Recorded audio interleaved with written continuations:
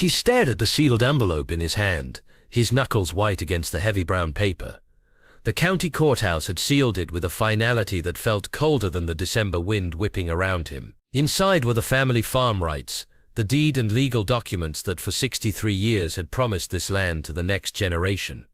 A lifetime of blood and sacrifice now voided with a single signature. He could feel the weight of it, the crushing, hollow weight of a promise broken not by a stranger but by blood. Just a few weeks ago, the thought of this would have been unbearable. But something had changed. Something had shattered. He ran a hand over the rough wool of his old coat, a piece of clothing his brother Roscoe had owned. It was the coat he'd been wearing the day his nephew Callan said the words that erased everything. It wasn't a fight. There were no raised voices, no angry accusations. Just a quiet, casual dismissal that had done more damage than any shouted word ever could. The man who had been a father to Callan, the man who had been the only constant in his life, was suddenly an inconvenience. He clutched the envelope tighter, the wind making his old bones ache. What would you do if the family you built a life for left you to die? The farm had always been more than just land. It was a living, breathing history of my family. My father and his father before him had worked this same soil, their hands digging into the earth until it was as familiar as their own skin.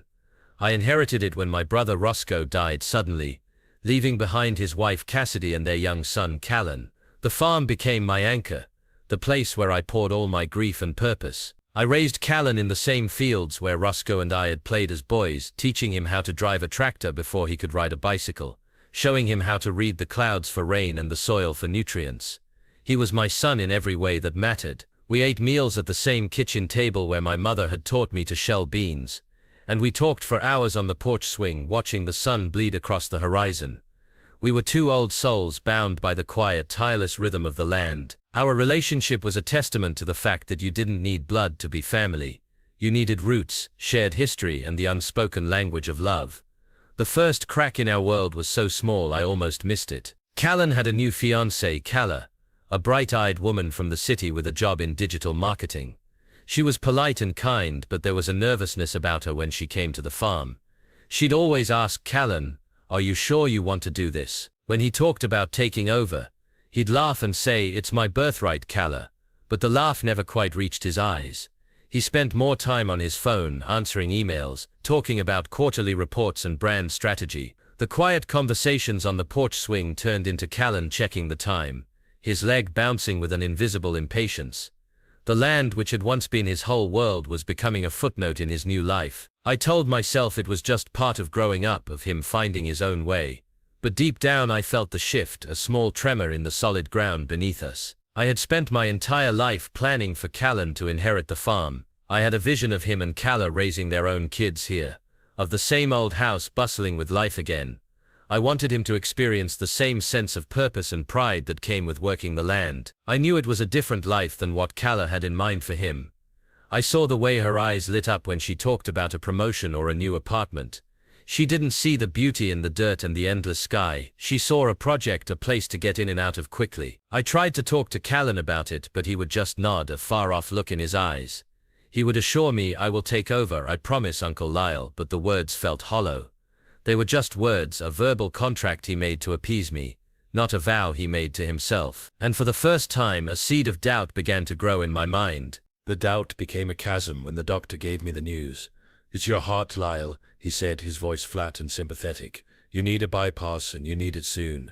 It's not a matter of if, but when. Your heart is only functioning at 45% capacity." He looked at me, a man who had built a life on his own two hands, with a deep sadness. He knew what a diagnosis like this meant for a man like me, a man of the land. He gave me a timeline, a date by which I needed to make a decision. The surgery was expensive, far more than I had in my emergency funds. I didn't want to be a burden on Callan, but I didn't know how I was going to pay for it on my own. I looked at the numbers on the page and then at the familiar fields outside the window. The thought of selling any part of the farm felt like amputating a limb. This land was our past, present, and future, but my health was in jeopardy, and the only person I could rely on was my nephew. I went home that day with a new weight on my shoulders.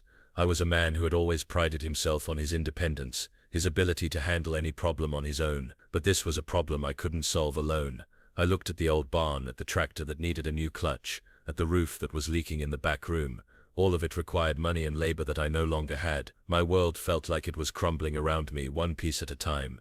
I considered taking out a loan, but the thought of putting the farm at risk made me sick. I couldn't bear to lose the legacy I had promised to Callan. I felt trapped between a rock and a hard place. I knew I couldn't keep this from Callan forever. My life was at stake, but so was our history. I finally brought myself to a moment of weakness and called Callan. I had rehearsed the conversation in my head 100 times, but the words still caught in my throat. I couldn't just blurt it out. I invited him over for dinner, wanting to have a serious conversation. He told me he was busy, that he had to work late. I felt a sting of disappointment. It was a minor thing, but it felt like a larger rejection.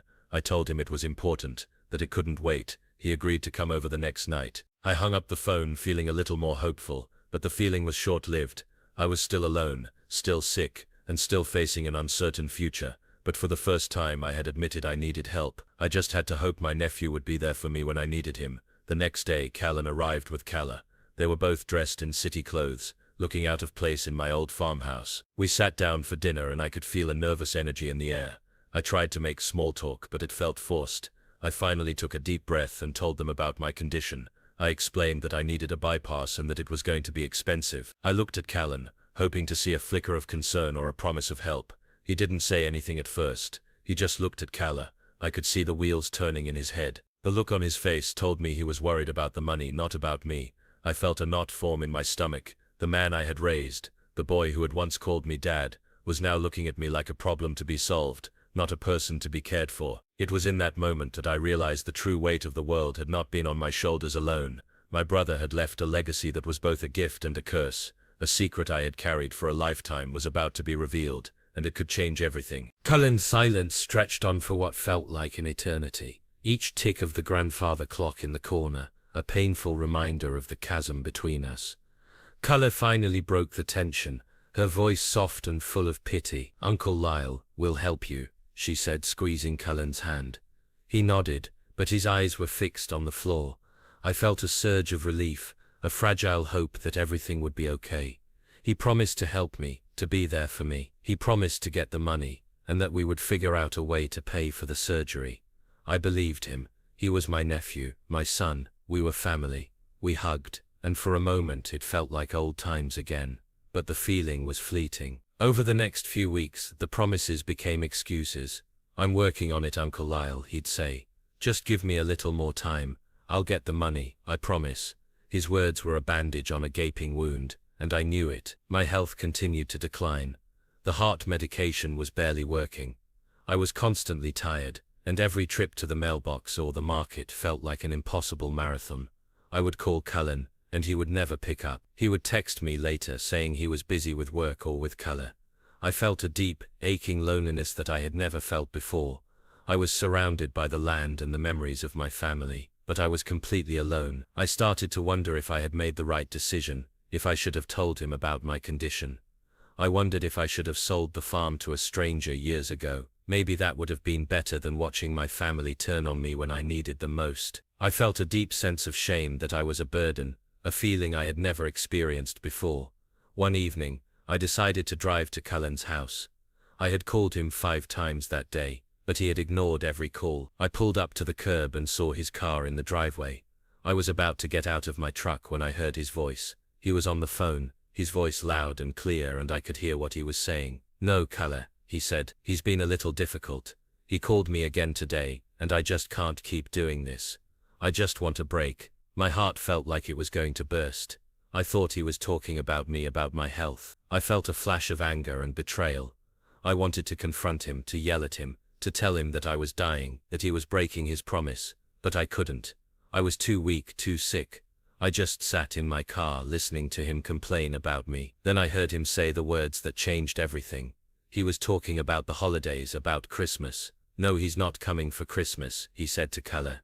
"He's not expecting me, so I don't have to worry about it." A lie, a casual, heartless lie. He knew I was going to be alone for Christmas.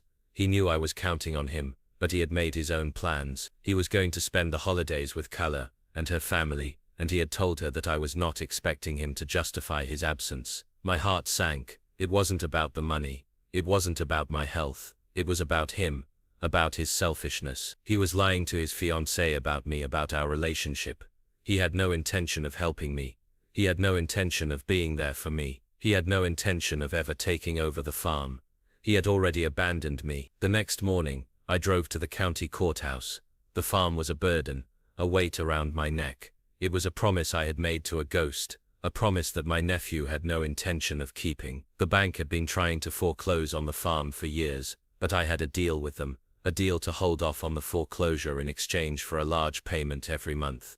A payment I had been making for 10 years with the help of my late brother Roscoe, before he passed. That was the real reason I had not sold the land. That was the secret. It was a secret I had protected with my life, for my nephew's future. I wanted to give him a legacy, not a debt, but now it seemed like he had found out about the debt and was abandoning the farm. I felt a cold anger. I was going to take the farm back. I was going to remove his name from the rights and I was going to sell it. I was going to pay off the debt even if it killed me. I walked into the law office of my good friend Oswin. He was a man who had known my family for generations.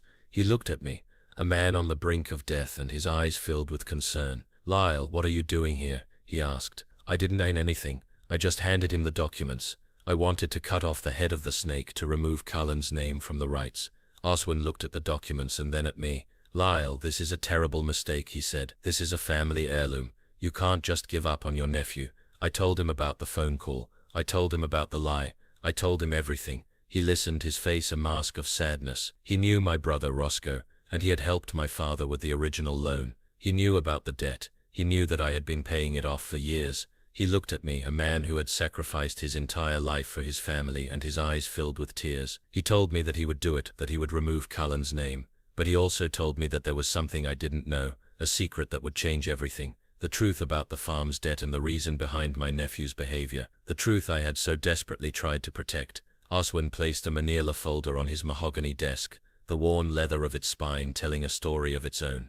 "Lyle," he began, his voice barely a whisper, "there's a reason the bank never foreclosed on your land, a reason for this secret debt you've carried for all these years. It wasn't just a loan, it was a mortgage your brother Roscoe took out, a mortgage for a business he started with a friend, a business that went belly up years ago. The friend, some fellow named Jareth, was a grifter. He took all of Roscoe's money and all the money he had borrowed against the farm. Roscoe died before he could tell you. He was a good man, Lyle, but he was a fool." Oswin pushed the file across the desk and I saw a faded photo of my brother Roscoe. He looked so young and hopeful, a boy with a future he was about to throw away, a future I was trying to save. I felt a wave of nausea. I had been paying off my brother's debt for years, a debt he had never told me about, a debt that had been a secret between him and his friend, Jareth, a debt that had cost me my family, my health, and now my life. I looked at Oswin, a man who had been a friend to my family for generations. I felt a deep sense of anger, not at my brother but at myself. I had been so blind, so trusting.